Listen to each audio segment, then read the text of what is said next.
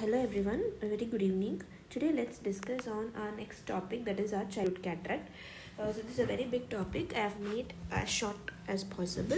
So if you need still more shorter, I'll post it in our Telegram group.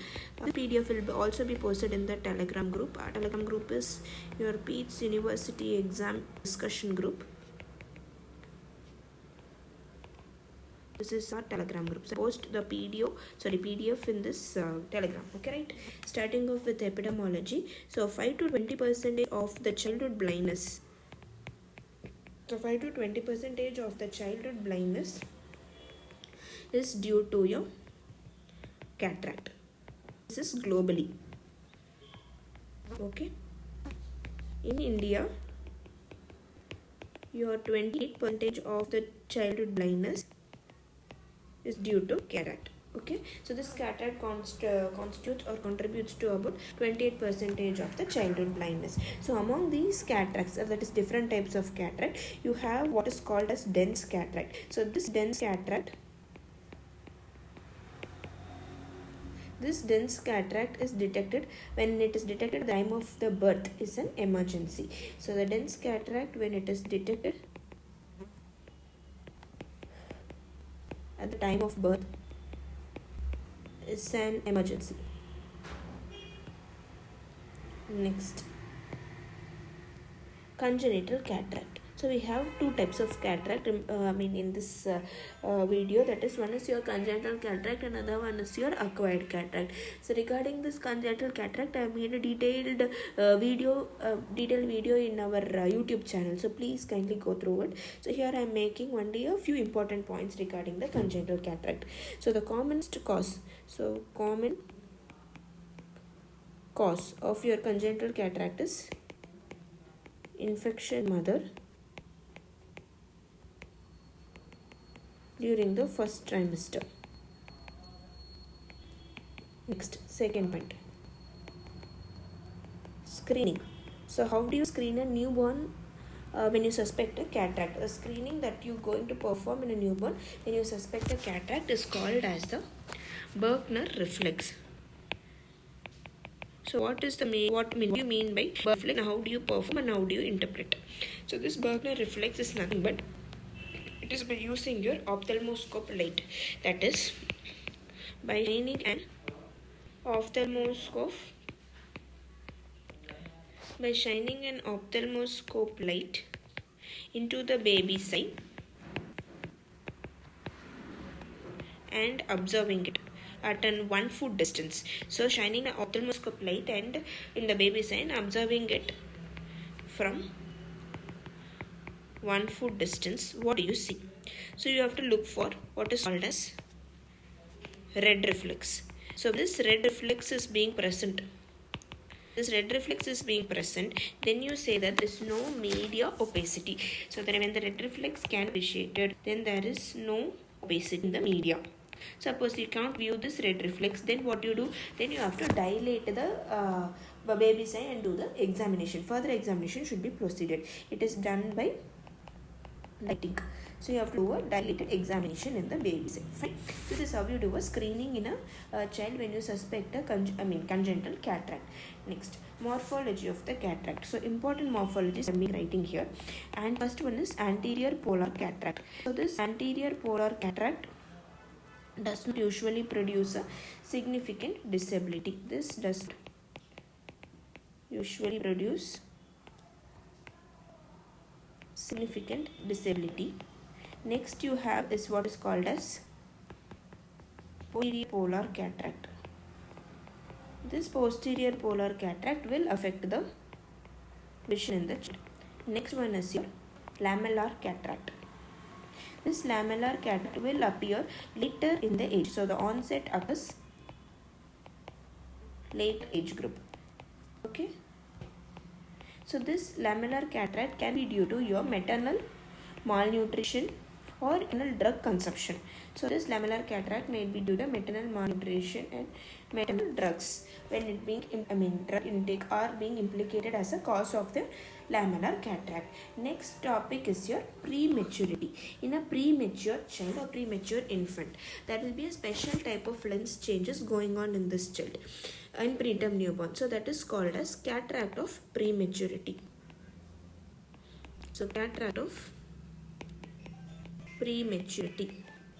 So special type of lens changes in a preterm newborn will be going on, that is called as your cataract of prematurity. So what will you be seeing in a cataract of prematurity is appearance of cluster of tiny vacuoles in the distribution of Y sutures of the lens. So there will be a appearance of cluster of tiny vacuoles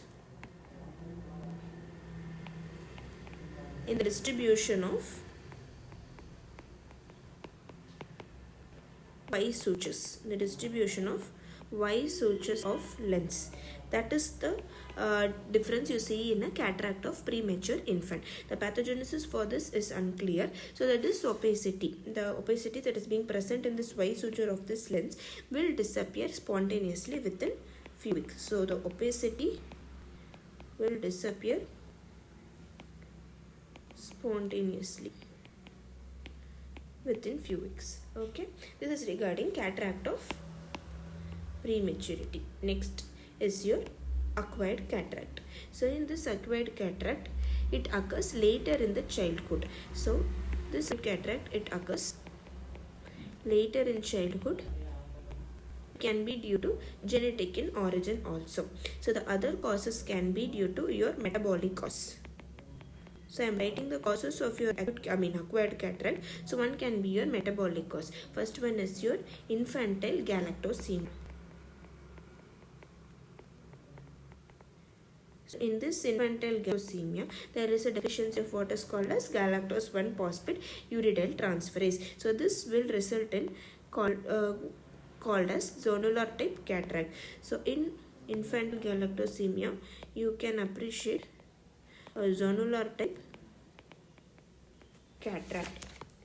So in early stages, this cataract usually you have this thing naming one called as oil droplet appearance. Distinctive name called as oil droplet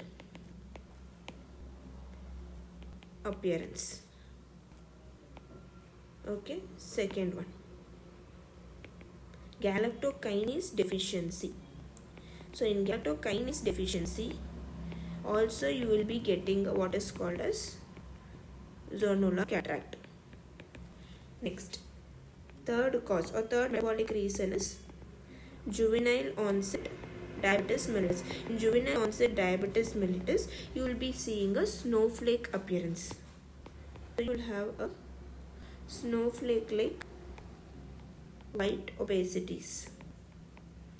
Right? Next, fourth cause is your oculocerebral renal syndrome.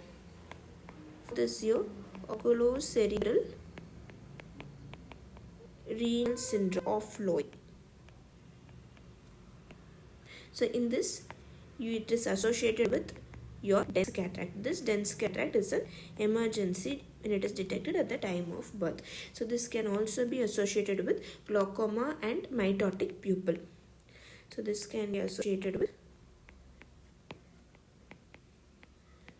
glaucoma and mitotic pupil. Right. Next, fifth reason or fifth cause is your Wilson disease. So in Wilson disease, usually the child will not present with a cataract. It can be in Wilson disease patient. The child can develop cataract in their teenage or during their adulthood. So they will be having what is called as sunflower cataract. Okay. So among this acquired cataract, your trauma is major cause. So trauma is the major cause of your acquired cataract. This trauma can be a penetrating or a blunt injury. Second reason or the second commonest cause can be your drugs. That is your steroid induced cataract, especially steroid. The steroid induced cataract, it will depend upon the duration it is used, dosage, and the age of the child the being used. Okay, so drugs that can cataract is mainly is your steroid induced cataract. Fine. Yes. Next is regarding the investigation and systemic evaluation. How you are going to investigate the child with a cataract? Supposing during the birth you find a child to have a bilateral cataract, bilateral total cataract, then you do a torch screening for this child. That is, you have to do the titer levels. Next is your urine reducing substance. Third investigation is your serum calcium and phosphorus. Why? Because serum hypocalcemia and hypophosphorus or hypophosphatemia is also being linked with the association with your cataract. Okay, and serum phosphorus level. Okay, next, supposing if the child is found to have a unilateral cataract, next investigation, for this also you have to do a torch screening. Why? Because this rubella will also have congenital rubella syndrome can also present with a unilateral cataract. Okay, so you have to do a torch screening. Next is regarding your ophthalmic evaluation. I'll write it here. So ophthalmic evaluation, what are the ophthalmic evaluation you have to do in this child? One is your visual assessment. So visual assessment is by using preferential looking chart or a pattern visual evoked potential. So visual assessment is done by using your preferential looking chart or pattern visual evoked potential. Second one, by using a measurement of corneal diameter. You have to do a corneal diameter measurement. Third one is your intraocular pressure should be measured. Fourth one is pupillary reflex. Fifth one is indirect ophthalmoscopic examination. 5 minutes. Next is your axial measurement. Next one is your timing of surgery. So when does the cataract surgery should be done? All cataract do not need surgical intervention. Okay, a total or a dense cataract need an immediate intervention, because a delay in a intervention in dense cataract patient will result in, so delay in that intervention will result in nystagmus and amblyopia. Okay. Actually, the binocular vision first appears approximately at 3 months of age. So, whenever a child loses one line of visual acuity for 3 weeks, so child can lose one line of visual acuity for every 3 weeks when you delay surgery, right? Yes. So bilateral, when the child is found to have a bilateral dense cataract, then you have to perform the surgery at 8 weeks of age. And the second eye,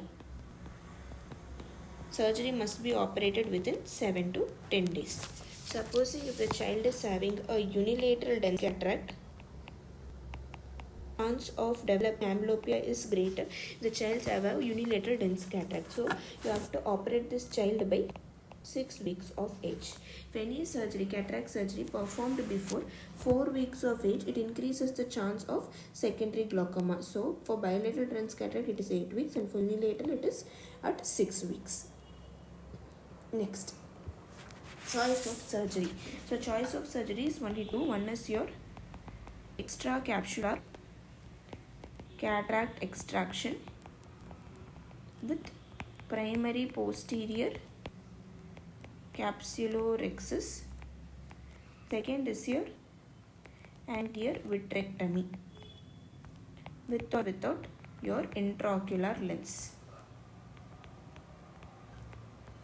Okay, next, the cataract treatment doesn't stop with the surgery. The follow-up is also required. So the treatment that follows the surgery is one is your optical correction with your lens, contact lens, or by using your spectacles. Next, management of amblyopia by patching.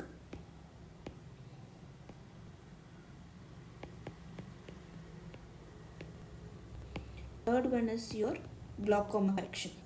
You have to, suppose the child is having glaucoma, you have to evaluate glaucoma and you have to intervene the procedure. Third one is your glaucoma evaluation and management. Right? This is regarding your childhood cataract. Thank you.